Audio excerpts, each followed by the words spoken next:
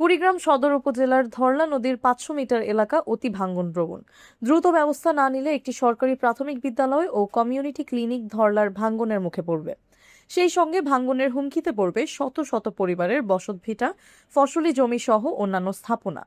এসব রক্ষার দাবিতে আজ শনিবার সকাল ১১টায় মানববন্ধন ও বিক্ষোভ করেছে এলাকাবাসী। উপজেলার কদমতলার স্মৃতিপাড়া এলাকায় ধরলা নদীর বাম তীরে ঘণ্টাব্যাপী অনুষ্ঠিত এ মানববন্ধনে কোমলমতি শিক্ষার্থীরা সহ কয়েকশো স্থানীয় মানুষ অংশ নেন।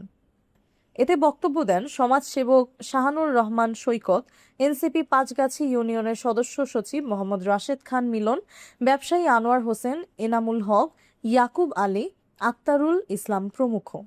মানববন্ধনে বক্তারা অভিযোগ তুলে বলেন, ধরলার বাম তীর রক্ষায় পানি উন্নয়ন বোর্ডের কাজ চলমান থাকলেও কদমতলার স্মৃতিপাড়া এলাকায় বাম তীরের প্রায় ৫০০ মিটার ভাঙ্গন কবলিত এলাকার কাজ প্রশাসনের দোহাই দিয়ে গাফিলতি করে এড়িয়ে যাওয়া হয়েছে।